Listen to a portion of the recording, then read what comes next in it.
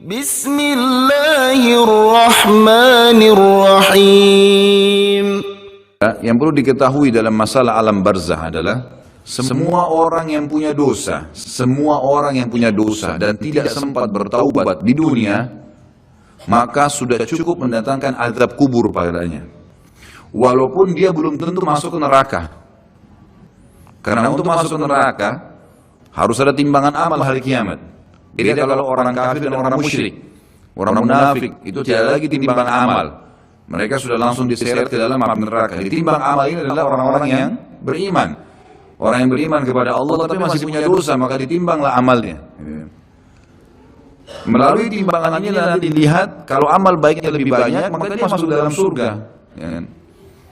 Kalaupun amal buruknya lebih banyak, masih dilihat lagi apakah Allah masih mau memaafkan dia, atau misalnya dia masih bisa mendapatkan syafaat saudara-saudaranya, kerabatnya, orang yang kenal dia, atau Rasulullah SAW sendiri. Bisa saja. Jadi dia bisa saja selamat ke surga. Jadi untuk masuk ke neraka itu ada proses. Tapi azab kubur nggak ada prosesnya. Siapapun meninggal punya dosa, teman-teman sekalian, hati-hati. Sekecil apapun dosa itu sudah cukup mendatangkan siksa kubur. Walaupun belum tentu dia masuk dalam api neraka. Jadi jangan dianggap remeh. Makanya kisah yang masyhur berhubungan dengan masalah ini adalah kisah Utsman bin Affan radhiyallahu anhu yang pernah menziarahi kuburan lalu terisak-isak nangis seperti anak kecil. Lalu beberapa teman-temannya di zaman khilafah beliau berkata, "Wahai Amirul Mukminin, kenapa Anda menangis melihat kuburan?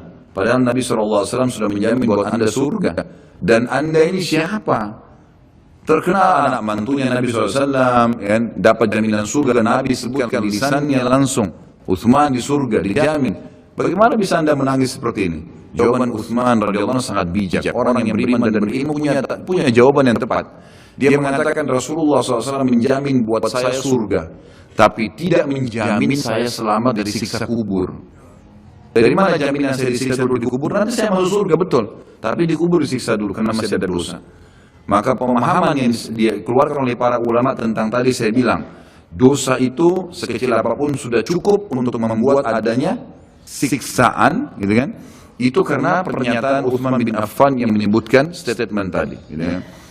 Jadi kita harus memahami poin ini, teman-teman sekalian. Makanya jangan pernah tunda minta maaf sama orang. Jangan pernah tunda mengembalikan hak orang lain.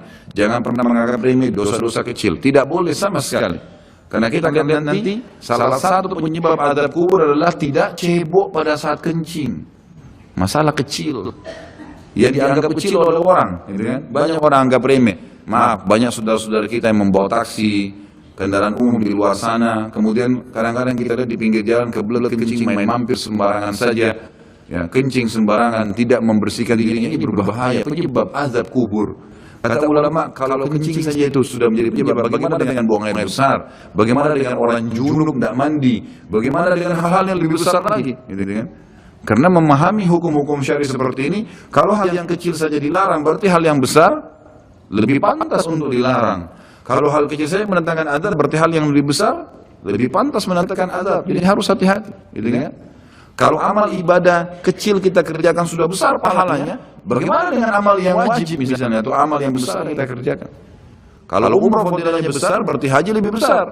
Kalau sholat sunnah besar, tahajud, maka sholat 5 waktu lebih besar pahalanya, dan seterusnya. Jadi poin-poin ini dalam mukaddimah kita harus difahami baik-baik, gitu kan? Terutama yang terakhir saya ucapkan tadi, hati-hati teman-teman sekalian. Saya juga tahu diri saya pasti punya salah, tapi saya mengajak diri saya dan jemaah saya untuk beristighfar kepada Allah, bertaubat. Jangan tunda pengembalian haknya orang lain, meminta maaf kalau punya kesalahan. Jangan tunda-tunda, jangan bilang nanti Idul Fitri baru saya minta maaf. Nggak ada perintah dalam agama seperti itu. Sebelum pejamkan mata nanti malam minta maaf semua. Dan orang cerdas adalah orang yang tidak menyiapkan musuh pada hari kiamat. Hati-hati. Jangan siapkan musuh siapapun dia. Jangan pernah caci maki orang lain, jangan pernah anggap remeh orang lain. Sampai Hasan Basri rahimahullah waktu ditanya tentang definisi tawadhu, apa itu tawadhu? Karena Nabi SAW mengatakan, jadi ulama-ulama di Irak sering kumpul membicarakan hal-hal yang mungkin bagi orang awam dianggap biasa gitu, tapi bagi mereka bobotnya besar. Ulama-ulama Irak berkumpul dan Hasan Basri juga hadir di situ rahimahumullah. Lalu mereka berkata, malam ini kita diskusikan tentang definisi tawadhu. Karena Nabi SAW mengatakan, man tawadhu lillahi rafa'ahullah, dalam hadis sahih riwayat Imam Ahmad dan Abu Dawud. Siapa yang bertawadhu kepada Allah, merendah karena Allah, Allah akan angkat derajatnya. Maka setiap orang ulama memberikan definisinya masing-masing sampai akhirnya tiba di giliran Hasan Basri rahimahullah, mereka berkata, wahai apa pendapat anda wahai ayahnya Abdullah? Ya, maka Hasan Basri mengatakan kalian sudah memberikan banyak sekali definisi.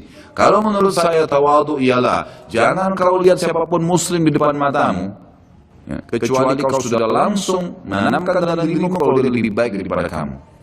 Itu tawadhu.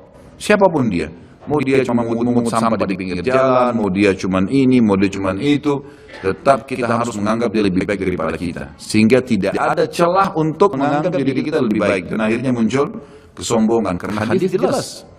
Hadis yang sahih mengatakan siapa dalam hatinya seperti biji sawi dari kesombongan, maka tidak akan mencium bau surga. Berat, gitu kan? Makanya kita harus kemas diri kita dengan ketawadhuan itu. Misalnya kita merendah, maka harus ini, ya, kembalikan semua hak orang, minta maaf kalau pernah mengambil barang orang yang tidak jelas, kembalikan, kalau tidak sedekahkan sejumlah itu, semua selesaikan, jangan ada masalah. Ya, jangan pernah ada masalah, jangan siapkan musuh. Imam Bukhari rahimahullah pernah berhenti berburu hanya karena meleset anak panahnya kena pagar tetangganya, gitu kan? Diajak teman-temannya, kita kemana yuk? Berburu. Beliau senang berburu. Kemudian pada saat beliau lagi latihan panah, ternyata anak panahnya sempat mencuri sedikit pagar kayu tetangganya. Lalu dia panggil gulamnya, gulam ini kayak pembantunya, sampaikan ke teman-teman saya kalau saya tidak jadi memanah, saya tidak jadi berburu, dan sampaikan kepada tetangga kalau Bukhari minta maaf. Muhammad namanya tentu. Muhammad minta maaf, gitu kan? Sampaikan dan siap mengganti pagar yang rusak itu. Begitu pembantunya Imam Bukhari datang ke tetangga tersebut lalu berkata, ya, Syekh Imam Bukhari menyampaikan maaf karena pagar Anda tercuri, diperlihatkan. Lalu tetangganya tersenyum dan gagal, jangankan pagar saya, rumah saya semua buat Imam Bukhari. Saya tidak perhitungan dengan masalah itu. Waktu pembantunya Imam Bukhari kembali ke rumahnya, apa yang terjadi? Lihat orang soleh dan orang beriman, tahu dan yakin dengan adanya siksa dan adab kubur, tahu ada akhirat dan hisab. Maka apa yang terjadi? Imam Bukhari sujud syukur kepada Allah, kemudian bersedekah sekian ribu dirham, hanya karena tidak jadi ada musuh dari tetangga yang dia cuilkan pagarnya. Coba teman-teman, berapa banyak sendal yang antum injak? Hah? Berapa banyak air yang kepercik kena orang lain, berapa banyak ini, berapa banyak itu, berapa banyak yang kita anggap remeh mengambil karena teman punya dan seterusnya. Ini hati-hati, jangan siapkan musuh hari kiamat. Azab kubur datang kepada siapapun yang masih punya dosa, dan dosa ada hubungannya dengan Allah Subhanahu wa taala, ada hubungannya dengan makhluk. Kalau berhubungan dengan Allah Azza wa Jalla, kita bertaubat kepada Allah. Allah Maha Pemurah, Dia akan terima taubat hamba-hambanya asal ikhlas. Tapi dengan makhluk nggak bisa, mencuri, menggunjing, memfitnah, ya, mengambil, memakan, ya, merusak namanya orang lain. Ini nggak boleh. Ini harus selain taubat kepada Allah, meminta maaf kepada orangnya. Nah, ini tidak boleh ditunda ini. Nggak ada gengsi di sini. Jadi ini manfaat yang sangat besar dalam muqaddimah pembahasan masalah azab kubur. Kita dengarkan dalilnya. Dalil-dalil naqli secara wahyu disebutkan oleh Syekh Abu Bakar rahimahullah. Yang pertama, berita dari Allah Subhanahu wa taala tentang kenikmatan dan azab kubur. Seperti di dalam firman-Nya disebutkan surah Al-Anfal ayat 50 sampai 51. A'udzu billahi minasyaitonir rajim. Walau tara id yatawaffal alladziina kafarul malaa'ikatu yadribuna wujuhahum wa adbarahum wa dhuqu adzabal hariq. Dzalika bima qaddamat aydikum wa anna Allah laysa bidzallamin lil 'abid. Kalau kamu melihat, kalau seandainya kalian bisa melihat, kata Allah Azza wa Jalla, bagaimana para malaikat mencabut jiwanya orang-orang kafir dan memukul, seraya memukul muka dan belakang mereka, bokong mereka.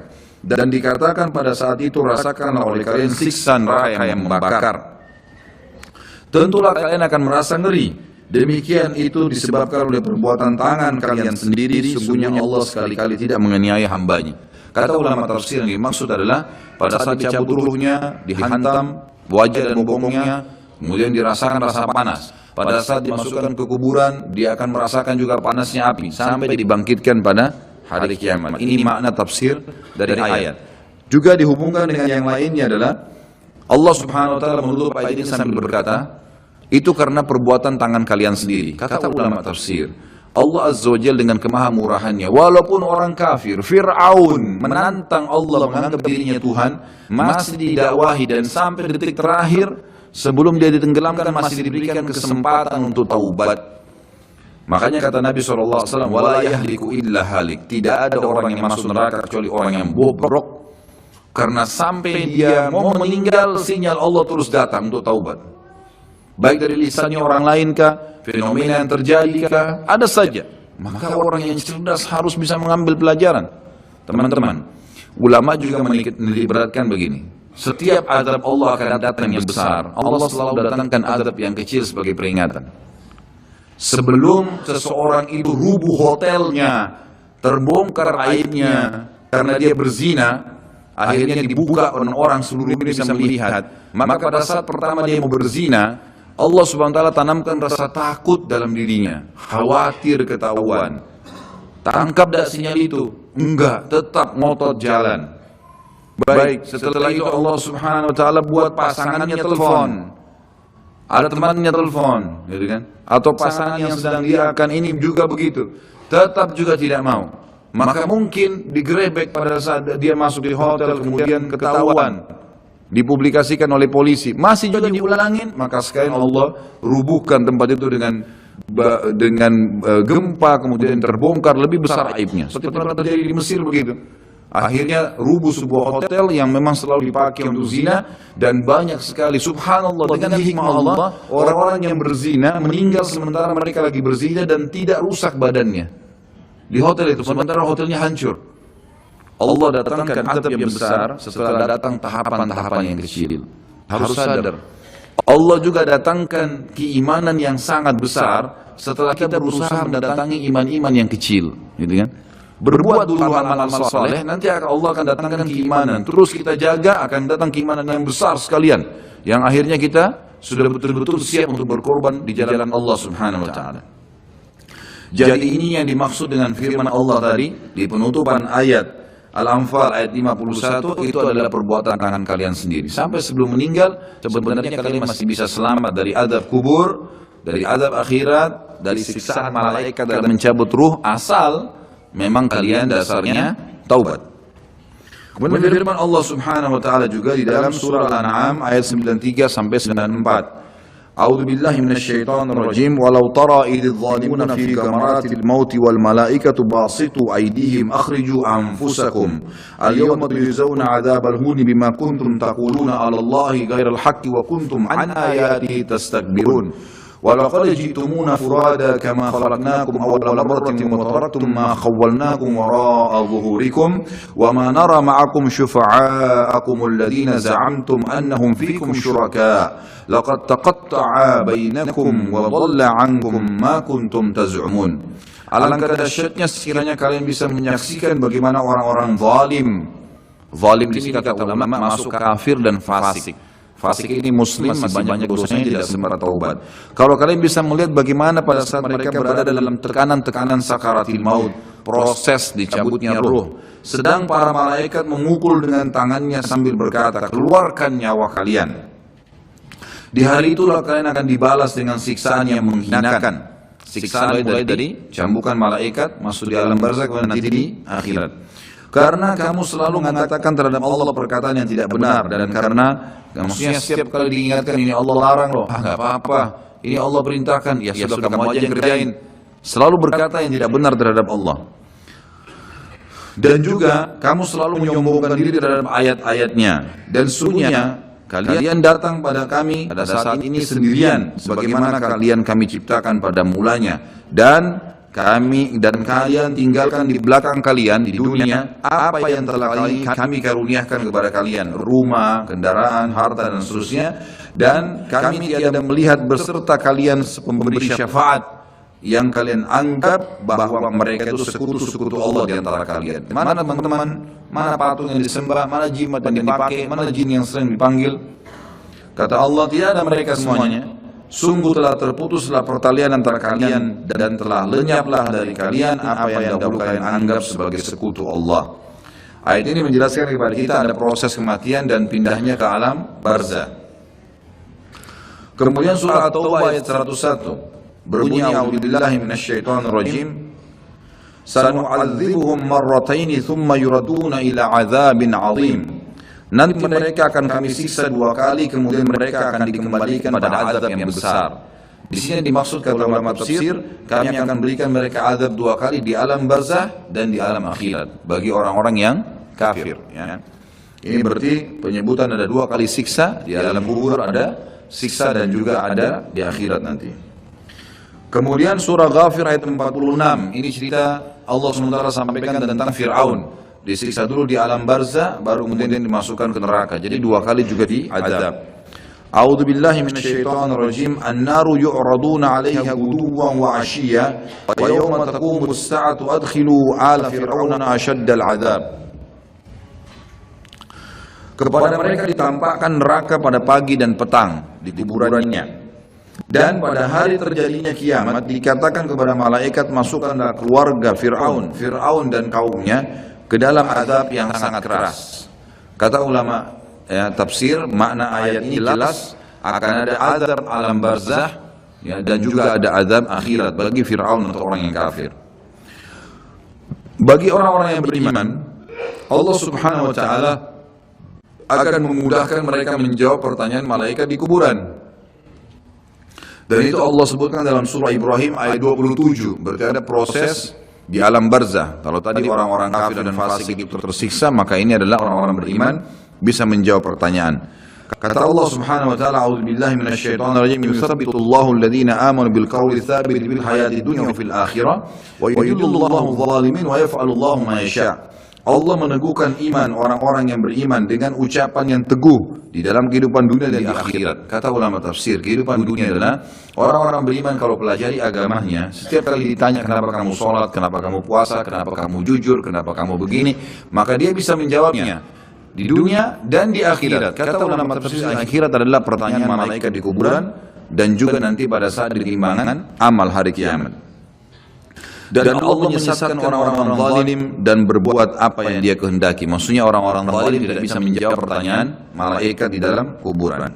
Ini semua ayat-ayat Al-Quran yang menjelaskan tentang adanya azab atau alam barzah, ada azab dan ada nikmatnya. Kita dengarkan hadis Nabi SAW. Poin kedua dalam kitab kita ini adalah informasi Rasulullah SAW mengenai hal itu. Seperti dalam sabdanya, Inna al-abda idha wudiya fi qabrihi wa tawalla anhu ashabu wa innahu la yasma'u qar'ani alihim atahu malakani fayaq'idani fayaqulani lahu ma kunta taqulu fi hadha ar-rajul li Muhammadin sallallahu alaihi wasallam fa amma al-mu'minu fayaqul ashhadu annahu abdullahi wa rasuluhu fayuqalu lahu unzur ila maq'adika minan nari qad ab'adaka Allahu bihi maq'adan qad abdalaka Allahu bihi maq'adan minal jannati fayarahuma jami'a wa amma al-munafiqu aw al-kafiru fayaqulani lahu ma kunta taqulu fi hadha ar-rajul fayaqulu la adri kuntu aqulu ma yaqulu an-nas فيقال له لا دريت ولا تليت ويضرب بمطارق من حديد ضربة فيصيح صيحة يسمعها من يليه من غير الثقلين.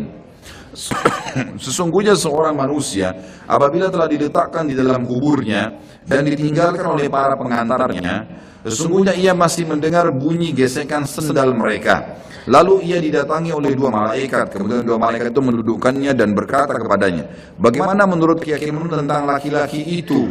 Yang dimaksud adalah Nabi Muhammad SAW. Maka seseorang mukmin akan menjawab, aku bersaksi bahwasanya dia adalah hamba dan utusan Allah. Lalu dikatakan kepada mayat tersebut, lihat tempat dudukmu dari neraka telah diganti oleh Allah dengan tempat duduk dari surga. Si mayit pun melihat kedua tempat tersebut. Adapun terhadap orang munafik atau orang kafir, maka kedua malaikat akan bertanya kepadanya, bagaimana menurut keyakinanmu tentang laki-laki itu? Maksudnya Nabi Muhammad SAW. Maka ia akan menjawab, aku tidak tahu. Aku mengikuti apa yang diyakini banyak orang. Lalu dikatakan kepadanya, kamu tidak tahu dan juga tidak mengikutinya. Sambil dipukul 1 kali dengan palu yang terbuat dari besi, sehingga ia berteriak keras dan dapat didengar oleh semua makhluk kecuali jin dan manusia. Hadis ini riwayat Imam Bukhari. Ditambah dengan riwayat yang lain, sama juga sahih, kata Nabi SAW, lalu malaikat mencambuknya dengan besi. Ini tidak disebutkan dalam buku sini. Saya tambahkan, ditambukkan dengan besi yang semua makhluk Allah mendengarkan kecuali jin dan manusia. Dan kalau jin dan manusia mendengar pencambukan tersebut, maka mereka akan meninggal seketika karena kerasnya cambukan itu. Hadis ini menjelaskan kepada kita tentang adanya azab kubur. Selanjutnya hadis Bukhari juga di mana Nabi SAW bersabda, "Idza mata ahadukum 'urida 'alaihi maq'aduhu bil ghadati wal 'ashi. In kana min ahli an-nar fa min ahli an-nar fa yuqalu lahu hadha maq'aduka hatta yab'atsaka Allahu ila yaumil qiyamah." Apabila salah seorang dari kalian meninggal, maka ditampakkan kepadanya tempat duduknya di waktu pagi dan petang. Jika orang itu termasuk penghuni neraka, maka tempat duduknya dari penghuni neraka. Lalu dikatakan kepadanya, inilah tempat dudukmu sampai Allah membangkitkanmu nanti pada hari kiamat. Jadi sambil disiksa, sambil diperlihatkan pada pagi dan sore hari tempatnya di api neraka. Perlu kita tahu juga, ulama memberikan gambaran setiap manusia, beriman atau kafir, mereka punya tempat di surga dan di neraka. Kita semuanya punya tempat di surga dan di neraka. Dua-duanya kita miliki.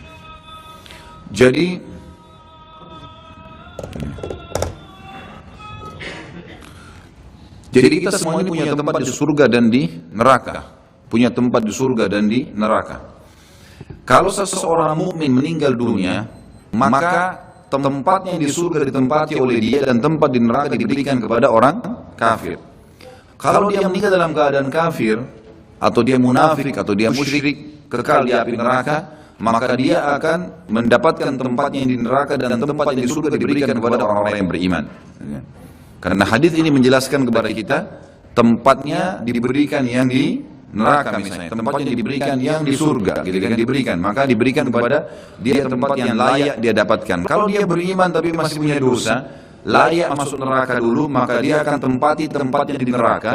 Setelah dosanya bersih baru dia masuk ke dalam surganya. Seperti itu memahami makna daripada hadis tadi. Kemudian juga ada hadis yang lain, tidak disebutkan dalam buku ini, saya sebutkan, kata Nabi SAW, kalau seseorang mukmin meninggal dunia, maka akan datang kepadanya 3 sosok malaikat. 2 malaikat rahmat kiri kanan membawa kain kafan dari surga, dan 1 malaikat maut di bunuh kepalanya mengatakan kepadanya, hai jiwa yang baik, kembalilah kepada rahmat dan pengampunan Tuhanmu. Maka ruhnya keluar lebih mudah daripada air dari mulut kendi. Kemudian ditangkap oleh malaikat rahmat dan dibungkus dengan kain kafan dari surga, lalu dibawa ke langit. Begitu menembus 7 lapis langit, setiap malaikat di langit berkata kepada malaikat rahmat, siapa ini? Sungguh mulia ruh ini. Kata Nabi SAW, karena ruhnya mengeluarkan wangi yang lebih wangi daripada bau kasturi. Dan insya Allah mudah-mudahan kita termasuk di sini. Lalu berkata Nabi SAW, semua malaikat berkata, semoga Allah membuat ruh ini lewat di sisi kami. Lalu sampai di langit ke-7, terdengar suara dari langit, ini tidak dijelaskan. Allah langsung yang menyampaikan atau malaikat yang menyampaikan pesan Allah. Maka dikatakan, catatkan hamba-Ku ini termasuk penghuni surga, kembalikan di dunia, di sana saya ciptakan, di sana pula saya akan bangkitkan. Di antara jenazahnya, ruhnya bersama jenazahnya diantar oleh kerabatnya, lalu 3 langkah pengantar masih meninggalkan tempat tersebut, dia masih mendengar suara sandal mereka. Sampai setelah 3 langkah, maka malaikat datang mendudukkan dia lalu bertanya, siapa Tuhanmu, siapa nabimu, apa kitabmu? Dia, kalau dia orang mukmin, dia menjawab sebagaimana tadi dalam Al-Quran yang disebutkan dalilnya ya, yang dalam surah Ibrahim ayat 27 itu. Kata Nabi SAW, kalau kalian mau baca ayat itu, yuthabbitullahu alladhina amanu bil qawli tsabit bil hayati dunya wa fil akhirah. Al-ayat. Allah akan tetapkan di lisan orang-orang beriman untuk menjawab pertanyaan di dunia dan juga di akhirat. Akhirat termasuk alam barzah. Maka dia jawab, Tuhanku Allah, Nabi Muhammad, kitabku Al-Quran. Setelah itu dibukakan baginya pintu neraka. Dia ketakutan melihat azab, siksaan, orang teriak, api yang berkobar-kobar, luar biasa. Sebagaimana juga nanti akan kita bahas kalau membahas masalah neraka. Neraka itu nanti akan penuh, ya, akan penuh tergenang dengan nanah dan darah penghuni neraka, dan akan menjadi minuman dan makanan penghuni neraka itu sendiri. Naudzubillah. Maka dia ketakutan. Lalu kata malaikat, lihatlah dari apa Allah selamatkan dirimu. Dulu kau bisa masuk sini, tapi karena kau patuh, kau beriman, beramal saleh, kau selamat. Ditutup, dibuka pintu surga, dayang-dayang, permata, istana, buah-buahan. Dia kagum. Kata malaikat, ini tempat kau sekarang. Maka dia pun berdoa mengatakan, ya Allah cepatkan waktu karena aku ingin masuk ke dalam surgaku. Lalu kemudian datang di sebelahnya orang yang tampan, bajunya bersih, badannya wangi. Lalu dia kagum mengatakan, siapa kamu ini? Kata dia, saya amal baik yang akan menemani kau sampai hari kiamat. Salat Anda, ini hadir di majelis ilmu seperti ini, puasa, sedekah, bakti dengan orang tua. Kerjakan saja itu sampai mati, insya Allah akan menemani kita di kuburan. Lalu kemudian, ya, dia ditemani oleh amal tersebut. Lalu Allah SWT berfirman, kata Nabi SAW, lalu Allah berfirman berkata kepada para malaikat, lapangkan kuburan hamba-Ku ini seluas pandangan matanya, dan ya bukalah jalannya supaya dia bisa lihat tempatnya di surga. Dia belum bisa masuk setiap pagi dan petang hari. lalu jadilah kuburannya taman dari taman surga. Gitu. Kemudian sebaliknya kalau orang fasik atau orang kafir, fasik orang yang banyak dosanya, tidak sempat taubat tadi, dan orang kafir, prosesnya sama. Datang malaikat mau dibunuh kepalanya dan dua malaikat kiri kanan azab penyiksa bawa kain kapal dari neraka. Lalu malaikat maut berkata, hai jiwa yang busuk, keluar kepada murka Tuhanmu. Maka dia berserakan di tubuhnya, nggak mau keluar. Malaikat pun menarik dengan keras sambil berkata, kau pasti akan keluar. Maka ditariklah dengan keras seperti bulu domba yang dibasahkan, dililitkan di pohon berduri lalu ditarik dengan keras sehingga berantakan bulu domba itu. Lalu dibungkus dengan kain kapal dari neraka, dibawa ke langit. Baru di langit pertama semua malaikat nolak, tidak ada yang mau menerimanya. Sambil berkata kepada malaikat azab, ruhnya siapa ini? Sungguh buruk ruh ini. Kata Nabi SAW, karena ruh itu mengeluarkan bau yang lebih busuk daripada bau bangkai. Lalu kemudian kata Nabi SAW, terdengar suara dari langit, Allah berfirman, catatkan hambaku ini termasuk penghuni neraka. Kembalikan dia di dunia, di sana saya ciptakan, di sana pula saya akan bangkitkan. Dikembalikan bersama jasad diantar oleh kerabatnya. Kemudian pada saat mereka melangkah 3 langkah masih dengar suara sendalnya. Lalu datang malaikat menundukkan dia, menanyakan siapa Tuhanmu, siapa nabimu, apa kitabmu. Kalaupun dia orang muslim hafal mati, tetap jawabannya sama. Innama aqulu kama kana yaqulun nas. Saya nggak tahu, saya cuma ikut-ikut dulu orang bilang apa. Dibukakan baginya pintu surga, dayang-dayangnya, permadadinya, semua fasilitas yang luar biasa. Dia kagum, kemudian malaikat mengatakan, lihat dari apa kamu haramkan dirimu. Kamu bisa masuk sini, tapi kamu yang tidak mau. Lalu ditutup, dibuka pintu neraka, azab, teriak-teriak orang yang disiksa.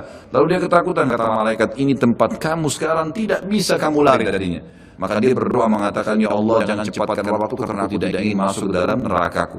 Datang di sebelahnya orang yang tampangnya buruk, badannya tidak baik, menakutkan. Lalu dia mengatakan, siapa kamu ini? Dia mengatakan, saya amal buruk yang menemani kau sampai hari kiamat. Zinahnya, dustanya, ribanya, durhaka dengan orang tua. Ini semua perbuatan buruk, harus taubat. Kalau tidak akan menemani di kuburan. Naudzubillah. Lalu kemudian kata Nabi SAW merupakan hadis Bukhari, Allah mengutus kepadanya malaikat yang tidak punya pendengaran dan penglihatan, yang membawa besi, sebuah besi. Kalau besi itu seluruh jin dan manusia bersatu untuk membalikan saja mereka tidak akan mampu. Lalu dihantamkan orang ini sampai dia hancur, kemudian diulangi lagi begitu terus sampai hari kiamat. Riwayat lain mengatakan juga, riwayat Bukhari penutupannya, Allah Subhanahu wa taala membuat dinding kuburannya menjepit sampai tulang rusuknya seperti ini, kemudian diulangi lagi. Ulama hadis menggabungkan kedua hadis berkata, dia sambil dipukul sambil dijepit, hancur, diulangi lagi, begitu terus sampai hari kiamat. Jadi ini na'udzubillah azab kubur yang sudah disampaikan oleh Nabi SAW. Bersyukurlah teman-teman kita sudah tahu dari sekarang, tinggal bagaimana menjaganya. Nabi SAW dalam hadis yang lain riwayat Bukhari juga selalu berdoa agar dijauhkan dari kuburan. Sebagaimana doa sebelum salam, Allahumma inni a'udzubika min adzabil qabri wa min adzabin nari wa min fitnatil mahya wal mamati wa min fitnatil masiihid dajjal. Ya Allah, sesungguhnya aku berlindung kepadamu dari adab kubur, dari adab neraka, dari cobaan fitnah kehidupan dan kematian, serta dari fitnah Masiihid Dajjal. Dalil terakhir kita baca, baru kemudian azan. Adalah saat Nabi SAW melewati 2 kuburan. Di dalam hadis Bukhari juga beliau bersabda lewati kuburan tersebut, innahuma yu'adzabani wa ma yu'adzabani min kabir. Kedua penghuni kuburan sedang disiksa dan mereka disiksa bukan pada hal yang dianggap besar oleh manusia. Tsumma qala bala amma ahaduhuma. Lalu beliau berkata, sebenarnya itu bisa dikategorikan dosa besar. Kalau salah seorang dari mereka, fakana yas'a bin namimah, karena suka mengadu domba, wa amal akhar fakana la yastatiru min bauli. Yang satunya lagi tidak bersuci pada saat dia sedang kencing. Yang terakhir dari nakli adalah poin ketiga, berimannya jutaan para ulama, orang-orang saleh dan orang-orang mukmin dari umat Nabi Muhammad SAW dan umat-umat yang lain kepada adanya azab kubur dan kenikmatannya serta segala apa yang diriwayatkan berkenaan dengannya. Silakan azan dulu, insyaallah baru kita lanjutkan. Dia atau kiamat mempunyai konsekuensi iman kepada adanya azab dan kenikmatan kubur. Kalau kita sudah bahas di pasal-pasal sebelumnya, beriman kepada Allah di 4 pasal, beriman kepada malaikat-malaikat di pasal kelima, dan terus beriman kepada kitab-kitab. Maka ini ada juga beriman kepada hari kemudian yang sudah kita bahas sebelumnya. Ini semua memiliki konsekuensi juga sama, adanya beriman kepada azab dan kenikmatan kubur serta segala yang berkenaan dengannya. Sebab semua masalah itu termasuk masalah gaib. Maka barang siapa beriman kepada sebagiannya, maka secara akal sehat ia wajib dan harus beriman kepada sebagian yang lain. Ini secara akal. Yang kedua, masalah azab kubur atau kenikmatannya atau apa saja yang terjadi di dalamnya seperti pertanyaan kedua malaikat bukan hal yang dinafikan oleh akal atau dianggap tidak mungkin. Bahkan sebaliknya, akal sehat pasti membenarkannya dan memberikan kesaksian akan kebenarannya. Artinya tidak ada sesuatu yang membuat orang menolaknya. Ya, karena itu bisa ditangkap. Bagi orang beriman dia bisa menangkapnya. Karena banyak hal-hal yang tidak kelihatan dengan mata itu bisa ya ada seperti perasaan manusia. Juga nanti akan titik beratkan. Poin ketiga secara akal menguatkan poin kedua adalah orang yang tidur kadang bermimpi tentang sesuatu yang membahagiakannya, ia merasakannya dan menikmati pengaruh pada jiwanya. Hal ini ia akan bersedih dan prihatin jika ia terbangun di saat sedang asyik bermimpi. Sebagaimana ia juga kadang bermimpi tentang sesuatu yang ia tidak suka dan ia merasa terganggu, di mana ketika ia terbangun ia bersyukur kepada orang yang membangunkannya. Kalaulah ada seorang yang membangunkan di saat ia sedang merasakan kenikmatan atau merasa terganggu di dalam tidurnya yang benar-benar sedang terjadi pada jiwanya, bahkan ia terpengaruh dengannya, padahal itu adalah hal yang tidak dapat diketahui dengan mata atau tidak kelihatan dengan mata telanjang dan tidak dapat kita saksikan secara kasat mata dan tidak pula ada seorang yang mengingkarinya. Maka bagaimana azab kubur dan kenikmatannya diingkari padahal ia sangat mirip dengan mimpi? Atau kesimpulannya adalah, ini sebagai penutup poin ketiga terakhir adalah kata para ulama, orang yang hidup di dunia pada saat dia meninggal seperti orang yang bangun dari tidur. Jadi pada saat dia tiba-tiba melihat malaikat maut datang, maka seperti orang yang tidur kaget. Disitulah dia melihat kehidupan yang sebenarnya. Malaikat datang mencabut ruhnya, semua fakta yang disampaikan secara wahyu dia akan lihat. Dan semenjak itu dia akan menghadapi kehidupan yang abadi, tidak lagi kematian, karena mati cuma satu kali. Jadi seperti orang yang baru bangun tidur dan akhirnya dia kaget. Seperti itulah orang yang menghadapi kematian.